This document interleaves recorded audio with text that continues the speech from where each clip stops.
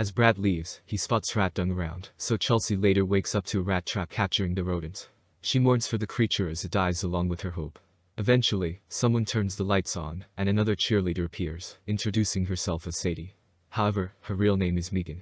Megan unlocks her chains according to Brad's command, so Chelsea frantically escapes the basement, but she can't open the doors and windows. Megan eventually catches up to her and pins Chelsea to the wall, telling her to behave or they'll get into trouble. When she calms down, Megan orders her to rake the carpet to remove their footprints, because everything must always be perfect and clean. Chelsea does as she's told until she spots Brad upstairs in his office, working on his computer. After this, Megan leads Chelsea into another room where they meet another cheerleader, Heather, who introduces herself as another Sadie. Heather asks for Chelsea's real name, and she remains firm and says it's Sadie, pleasing them. Afterward, Heather leaves to bake a cake for Brad. With that, Megan commands Chelsea to strip down and clean herself up. When Chelsea asks for some privacy, she gets mad and forces her to get in the tub. After cleaning her up, Megan informs her that her hair needs to be bleached according to Brad's preference. During this, Brad puts on a headgear filled with cameras and starts waving around a knife as if stabbing someone with it. After getting her hair bleached, Chelsea hears crying and finds an injured Tina in the room opposite hers. Chelsea tries to help her, but she suddenly accuses her of backstabbing her.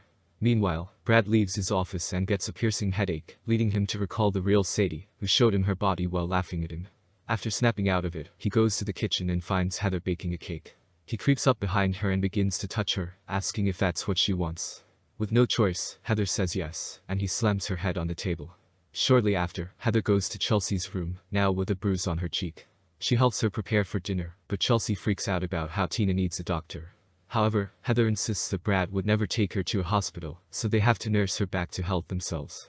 This angers Chelsea, asking if they've ever tried to get out, but Heather warns her that she already saw what happens if they try. Instead, Heather helps Chelsea put on makeup and tells her that they'll be able to have outside time. True enough, Brad allows Chelsea to have outside time, but this is only through a VR headpiece to give herself the illusion of the outside world. Brad then ends their outside time and tells them to go to dinner. Before they do, Heather whispers to Chelsea that she should save some food for Tina, because the leftovers are all she gets to eat. When Chelsea begins eating without Brad, she almost gets punished for it. The tension makes Chelsea cry, so she utters that she misses her mom. This prompts Brad to tell her that her dad was sent home early by the army to help look for her.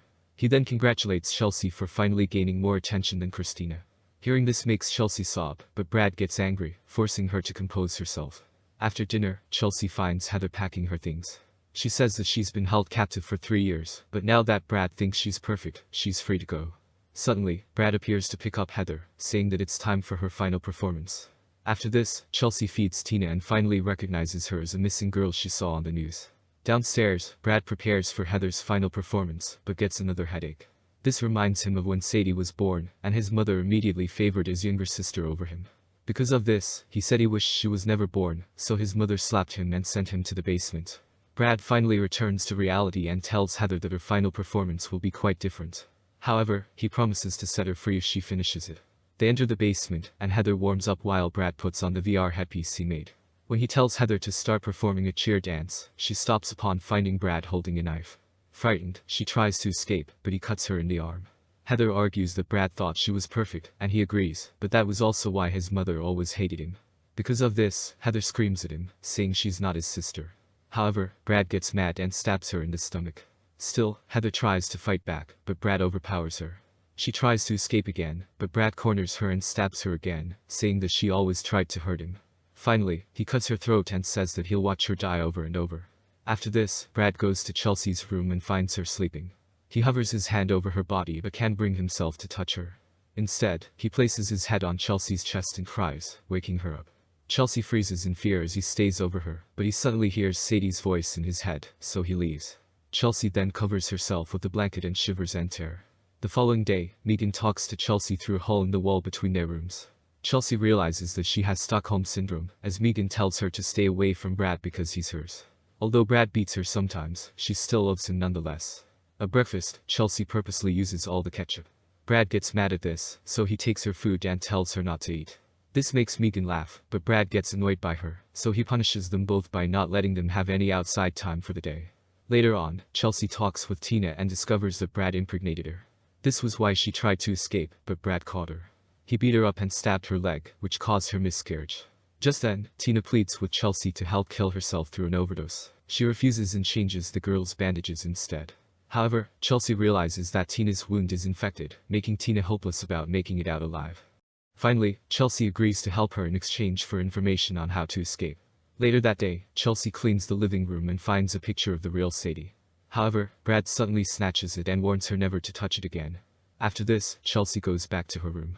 Suddenly, Tina calls her and says that Brad is mowing the backyard, so she should get the pills from his nightstand. Since their doors are locked, Tina instructs Chelsea on how to open them. When she succeeds, she immediately leaves and heads to Brad's room. There, Chelsea finds the pills along with Heather's necklace. Just then, she remembers to rake the carpet to remove her footprints. Finally, Chelsea reaches Tina's room, but stops to go to Brad's office to ask for help through the internet. This proves useless since she can't get through without a password. Chelsea quickly leaves and tries to return while erasing her footprints on the carpet. Meanwhile, Brad finishes mowing and enters through the front door. Upstairs, Chelsea accidentally spills the pills on the floor, so she frantically picks them up and returns to Tina's room. However, Brad hears when she puts the lock back on, so he opens the door while Chelsea hides in their shared bathroom. Tina panics upon seeing him, so he gets annoyed and attempts to kill her. However, Chelsea enters the room and pleads with Brad to stop, so he chokes her. Seeing Tina crying, Chelsea asks Brad to let her kill the girl. Brad gets surprised, but he agrees as it'll be interesting to watch. When Chelsea approaches, Tina tells her that she's thankful it won't be Brad who kills her. With that, Chelsea stuffs a pillow on the girl's face, suffocating her to death. Brad gets amazed by this and immediately comforts Chelsea, who's panicking over what she's done. Realizing that he and Chelsea think alike, Brad trusts her enough to show her his work. He takes Chelsea to his office and shows her the video of Heather's death. She gets horrified by it, but acts thrilled to please Brad. Brad asks her how he should kill Megan, so she recommends that he should beat her to death. He's fascinated by the idea and wants to do it immediately, making Chelsea panic. Hoping to save Megan, she distracts Brad by seducing him. She tells him that he's perfect, which flatters Brad, making him fall in love with her. After this, he takes Chelsea to his room to make love. Afterward, he escorts her back to her room to let her sleep. Finally alone, Chelsea breaks down and cries herself to sleep.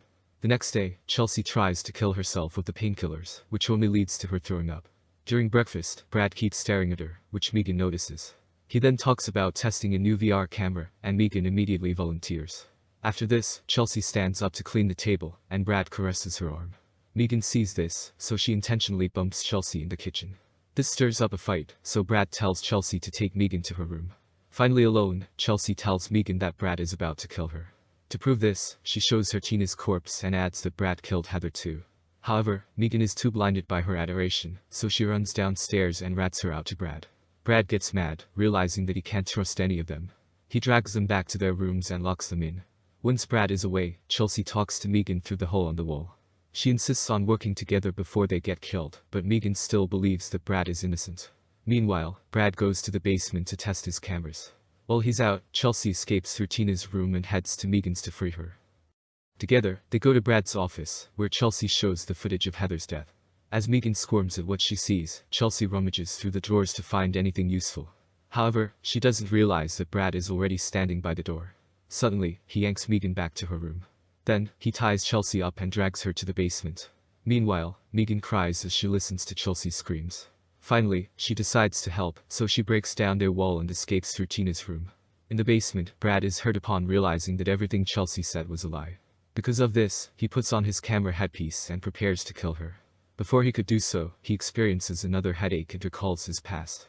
Years ago, Brad killed their mother so he could be with Sadie forever. However, Sadie killed herself to avoid staying with him. Meanwhile, Megan is in the kitchen, trying to open a locked drawer that contains the knives. When she finally gets it done, she grabs the biggest one and goes to save Chelsea. In the basement, Brad beats up Chelsea, just as she suggested last night. Chelsea fights back and throws a rock at him. Suddenly, Megan appears and tries to stab Brad, but he easily beats her up. After this, he attacks Chelsea again, but Megan gets up and stabs him in the back. Brad falls to the ground, allowing the girls to beat him up. With him weakened and injured, the girls take his keys and head to the front door. However, as they try to open it, Brad escapes and grabs Megan, choking her. Chelsea then takes the camera headgear and smashes Brad's face with it. The girls finally open the door and escape to the outside world. There, they ask for help from passers-by and finally get to call their families.